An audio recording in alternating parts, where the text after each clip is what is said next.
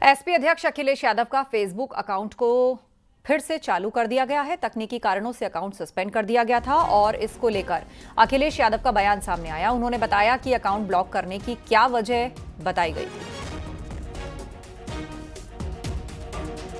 मुझे जानकारी बाद में मिली कि हमारा अकाउंट ब्लॉक कर दिया गया, सस्पेंड कर दिया गया। और जो आप लोगों के माध्यम से जानकारी मिली और जो आज कागज पे मुझे जानकारी मिल रही है कि उस पे कुछ ऑब्जेक्शंस था और जो ऑब्जेक्शंस ये दिए गए कि adult sexual exploitation and violence की शिकायत है। हमारा अकाउंट नोटिफिकेशन दिया गया उसको। नहीं, ये हमारे पत्रकार साथी जानते होंगे, अनऑफिशियल भी ये बात आपको कही गई थी। अखिलेश यादव का फेसबुक अकाउंट सस्पेंड होने के बाद सियासी गलियारों में जबरदस्त बहस छिड़ गई है। समाजवादी पार्टी का आरोप है कि सरकार के इशारे पर यह कार्रवाई की गई, जबकि सरकारी सूत्रों का कहना है कि मामला प्लेटफॉर्म की गाइडलाइन से जुड़ा है।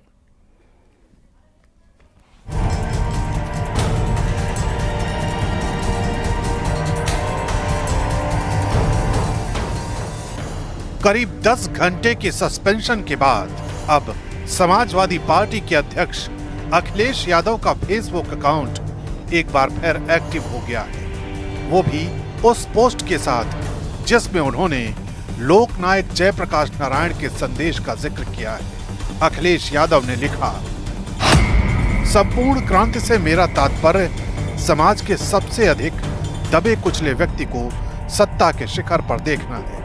ब्लू टिक के साथ अखिलेश यादव के फेसबुक अकाउंट की वापसी हुई है। उनके लिए सोशल मीडिया पर सब कुछ पहले जैसा हो गया है, लेकिन कुछ घंटों पहले तक तस्वीर ऐसी नहीं थी। यूपी की राजधानी लखनऊ में बड़ी संख्या में पार्टी कार्यकर्ता समाजवादी पार्टी के दफ्तर पहुंच गए और सरकार के खिलाफ अपनी नाराजगी जताने लगे।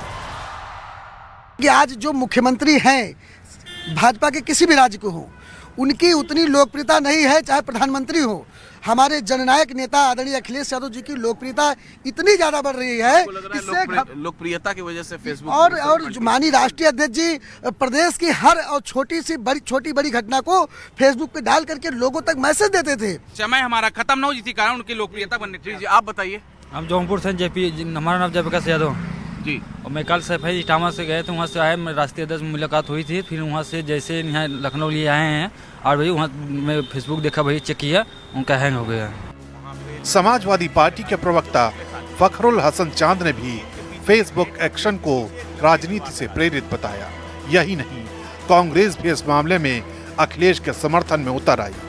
हाँ, पुरुष की जो मूर्ति है उस पर माल्यार्पण करने से रोकेंगे। जो इमरजेंसी के नायक हैं उनको आघोषित इमरजेंसी में उनकी जो मूर्ति उस पर माल्यार्पण करने से रोकेंगे आप।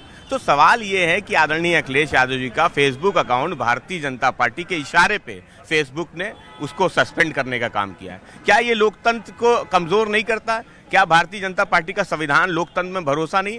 इसलिए समाजवादी पार्टी समझती कि जो कुछ भी भारतीय जनता पार्टी कर रही है उसके लिए देश कभी माफ नहीं करेगा। इंडिया गठबंधन जो है, नल की, नील की, कोल की, भील की, दलित की, पिछड़े की, महिला की, नौजवान की और किसान की आवाज, तो इस आवाज को दबाने का प्रयास है। ये आवाज उन वंचित लोगों में, शोषित लोगों में न पहुंचे, उस आवाज को दबाने के प्रयास के तहत अखिलेश यादव जी का, जो इंडिया गठबंधन के महत्वपूर्ण नेता हैं, उनका ये अकाउंट सस्पेंड किया गया है। लेकिन जालिम कितनी भी बातें कर ले, कितनी भी चीजें रोक ले, जनता में जाने से थोड़ी रोक लेगा। आप सोशल मीडिया का अकाउंट रोक लेंगे। वहीं सरकारी सूत्रों ने समाजवादी पार्टी के आरोपों को सिरे से खारिज किया। सूत्रों के मुताबिक अखिलेश यादव के फेसबुक अकाउंट पर कम्युनिटी गाइडलाइन का उल्लंघन किया गया, इसलिए फेसबुक ने नियमों के तहत कार्रवाई की।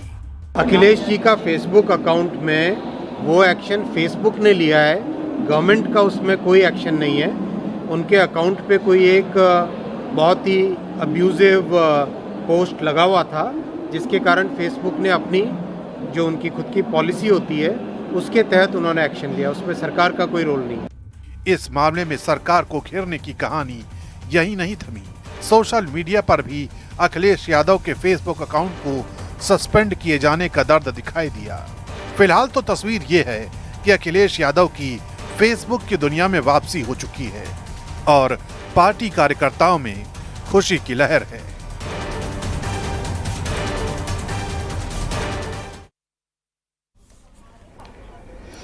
और बड़ी खबर आ रही है यूपी एमएलसी चुनावों से जुड़ी हुई। शिक्षक और स्नातक एमएलसी चुनाव का मामला। बीजेपी सभी 11 एमएलसी सीटों पर चुनाव लड़ेगी। बीजेपी 5 सीट पर प्रत्याशी रिपीट कर सकती है। पिछली बार 2 सीट पर नहीं लड़ी थी चुनाव। बीजेपी पिछली बार काशी और गोरखपुर शिक्षक एमएलसी चुनाव नहीं लड़ी थी। और अब बड़ी खबर आ रही है कि 11 सीट पर चुनाव लड़ेगी बीजेपी, 5 रिपीट भी कर सकती है। यूपी एमएलसी चुनाव से जुड़ी बड़ी खबर। बीजेपी सभी 11 एमएलसी सीटों पर चुनाव लड़ेगी, जिनमें 5 सीट पर प्रत्याशी रिपीट भी हो सकते हैं। बीजेपी प्रदेश अध्यक्ष चौधरी भूपेंद्र सिंह ने बसपा की रैली को लेकर सपा पर निशाना साधा। न्यूज 18 से एक्सक्लूसिव बातचीत में भूपेंद्र चौधरी ने कहा कि सपा और कांग्रेस ने ही बसपा से गठबंधन कर चुनाव लड़ा। मायावती जी के हमले से ये लोग बौखला गए हैं। बहुजन समाज पार्टी के साथ कांग्रेस और समाजवादी पार्टी चुनाव के प्री पोल अलायंस में भी गए हैं। वो विधानसभा लोकसभा मिलकर भी 7 चुनाव लड़े हैं। हम कभी भी भारतीय जनता पार्टी के लोग बहुजन समाज पार्टी के साथ हमारा कभी कोई अलायंस नहीं हुआ। हाँ, ये ठीक है कि तत्कालिक परिस्थितियों से जिस प्रकार का जनादेश विधानसभा में आए, उसमें हमने मायावती जी को सरकार बनाने में सहयोग किया, ये ठीक है। लेकिन हमने कभी गठबंधन का हिस्सा हम बसपा के साथ नहीं रहे। ये लोग बताएं, कांग्रेस भी सत्ता में मतलब बसपा के साथ गठबंधन में रही है, समाजवादी पार्टी भी रही है, और बसपा एक बड़ी पार्टी है। और ये बौखलाए हुए हैं। जो मायावती जी ने अपनी रैली में 9 अक्टूबर की रैली में मान्यवर काशीराम जी की पुण्यतिथि पर जो दलितों से उत्पीड़न से जुड़े विषय और दलितों के महापुरुषों के अपमान से जुड़े विषय उठाए हैं, और जो ये जो पीडीए का ढंढोरा पीटते हैं, उन पीडीए पर उन्होंने जिस प्रकार से हमले किए हैं, उसका जवाब अब समाजवादी पार्टी को और अखिलेश जी को देना। भोजपुरी फिल्म स्टार और बीजेपी नेता पवन सिंह बिहार विधानसभा का चुनाव नहीं लड़ेंगे। पवन सिंह सोशल मीडिया पर पोस्ट में उन्होंने लिखा है कि मुझे विधानसभा चुनाव नहीं लड़ना है, मैंने चुनाव लड़ने के लिए बीजेपी ज्वाइन नहीं की। पवन सिंह ने कहा कि मैं पार्टी का सच्चा सिपाही हूं और रहूंगा, और उन्होंने सोशल मीडिया पोस्ट के जरिए डिक्लेयर किया कि वो चुनाव नहीं लड़ेंगे। पवन सिंह नहीं लड़ेंगे विधानसभा चुनाव। चुनाव लड़ने के लिए बीजेपी ज्वाइन नहीं की।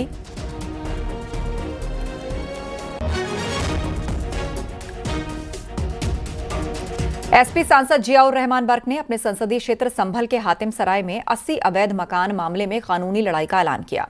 उन्होंने मौके पर तालाब की जमीन न होने का दावा किया है। दरअसल हातिम सराय के 80 मकान और मस्जिद को तहसीलदार ने नोटिस दिया था। तालाब की जमीन पर कब्जा कर मकान बनाने का आरोप है।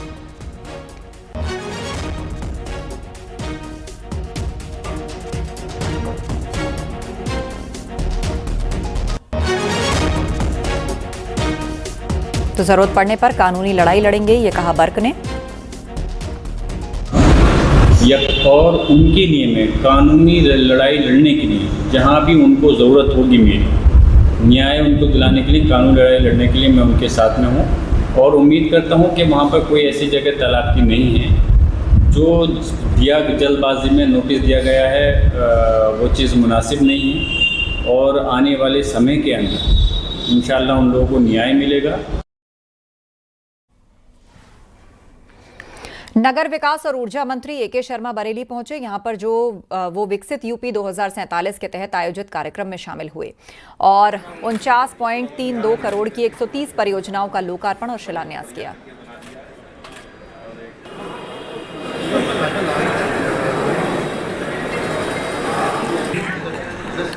जगतगुरु रामभद्राचार्य सुल्तानपुर के विजेथुआ महावीरन धाम पहुंचे। रामभद्राचार्य ने आरक्षण के मुद्दे पर कहा कि मैं शुरू से कहता रहा हूं कि जाति के आधार पर आरक्षण नहीं होना चाहिए, आरक्षण आर्थिक आधार पर होना चाहिए। पूरा केस में जानता हूं। चीफ जस्टिस ने अपनी मर्यादाओं से हटकर ऐसा किया। आज तक बहुत चीफ जस्टिस हमने देखे, पर इतना किसी ने नहीं किया था। तो यदि जूता फेंकना गलत है, पर उनकी भी बात बहुत गलत है।